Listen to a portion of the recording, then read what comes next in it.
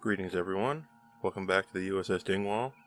I just checked out episode 4 of Lower Decks, Moist Vessel it was called, and I must say, the show's getting good. I mean, they still got a few episodes to screw it up, but it's a great start, I must say. Second episode, didn't like as much as the first one. Second episode's the worst one for me. But this episode is my favorite so far. I like it even more than the last one. 2 ships, the Cerritos, and another ship of the same class, the Merced, are tasked with transporting a very cool-looking generation ship and in formation with 2 tractor beams, and they're taking it to a starbase. And basically, Captain Durango is the Tellarite captain of the Merced. He, for some reason, decides to get closer and break formation with the Cerritos, so that his tractor beam that's carrying the generation ship causes a rupture in the hull of the generation ship, releasing the generation ship's terraforming liquid, which I thought was very neat. Kind of like a Genesis device, except an organic one. It's a liquid-based organic Genesis device. If you've watched Star Trek 2, 3, 4, whatever, generation device terraforms planets, that's all you need to know.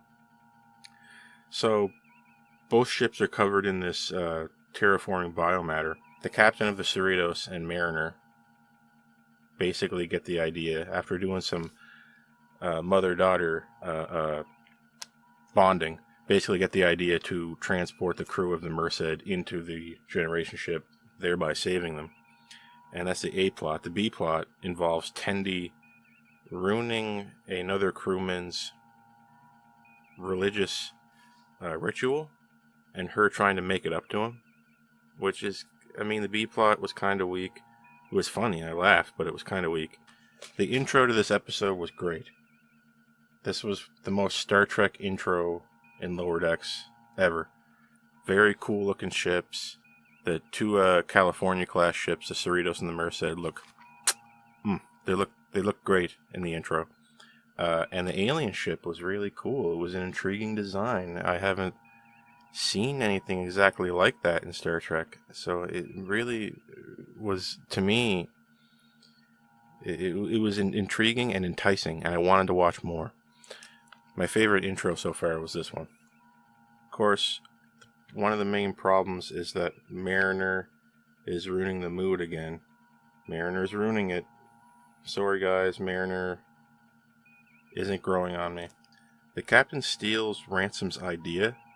Like a Ransom has the idea for the captain of the Cerritos to basically give Mariner the worst tasks on the ship, so that when Mariner requested a transfer to another ship, it was her idea. Jack Ransom gave the captain that idea, and then the captain just stole the idea like it was her own, and then Ransom just agreed with it like it was her idea. It was funny. I laughed. I had an honest laugh out of that. I really like some of the animation with Boimler dancing. There's this scene with Boimler dancing, and then another scene where he looks down with shadows over his eyes about how the bridge crew is getting what it deserves, or something like that. I just thought that was hilarious, because at some point, Boimler decides that, oh my god, if Mariner got promoted by being crazy, I should be crazy too and do the wrong thing and I get promoted, because the captain promotes Mariner, because promotion is exactly what Mariner doesn't want. So it was a way to annoy her. So the captain did like a fake promotion of Mariner. It was funny. So Mariner became Lieutenant Mariner, and this shocked Boimler. So he started acting like Mariner. It was great. It was this episode, they were playing around with how shitty Mariner is, and I thought that was kind of cool. Like, they were kind of taking a step back and looking at, okay, we know Mariner's crazy. What can we do about it?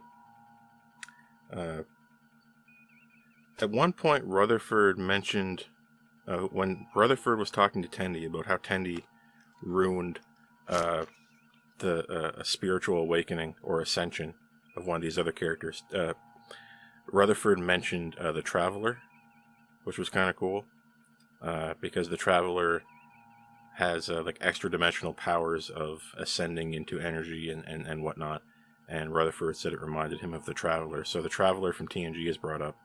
Again, it's another TNG thing. I'm getting this worrying suspicion that the showrunner or showrunners behind this have not really seen Deep Space Nine.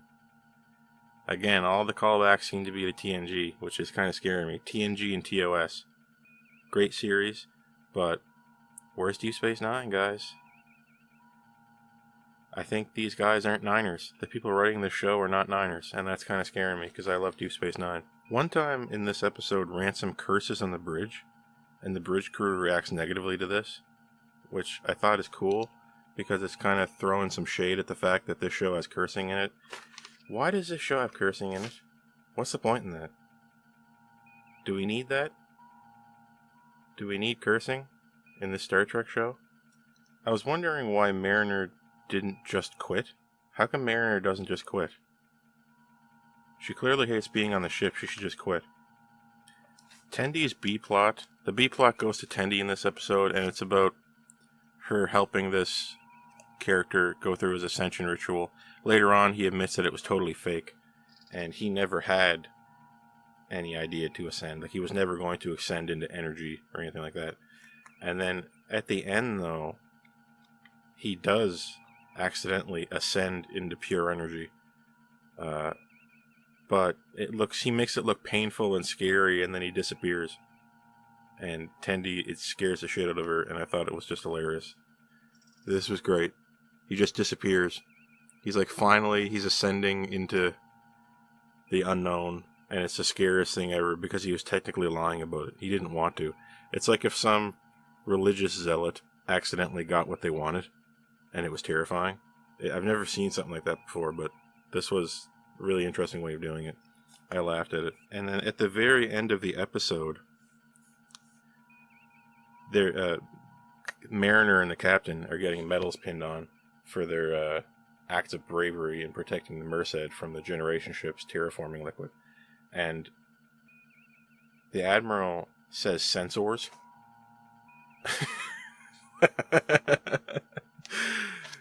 You know, previously on Star Trek, characters would sometimes say SensOR instead of sensors. And they brought it up in this episode, and I laughed, but they kept the joke going a little too long. Joke was going a little too long. They played it out a little bit too much for me. But if they had to get rid of the cursing, tone down Mariner, and take the SensOR joke and maybe make it half as long, it would have been a lot better. Overall, I'm giving this episode a 7.5. I like this better than the last one. Last one was a 7. This is a 7.5. It was good fun. I'm not going to be a meanie head and complain just about canon and, oh, this is all terrible, this is Rick and Morty, blah, blah, blah. Guys, just give up on that. This is nowhere nearly as bad as Discovery of Picard. This is light years ahead of Picard and Discovery, guys. Yeah, I actually laughed 2 or 3 times inadvertently watching this episode. It made me feel good. I came out of this episode non-suicidal. It's been a while since Star Trek has done that. You know, get rid of the cursing, and this show could really be something. If Mariner could straighten up her act, get rid of the cursing, this could be a fantastic Star Trek show. But unfortunately, I can't see that happening, so I will give this episode a high watermark of 7.5, which is fantastic, guys. This is fantastic for Star Trek right now.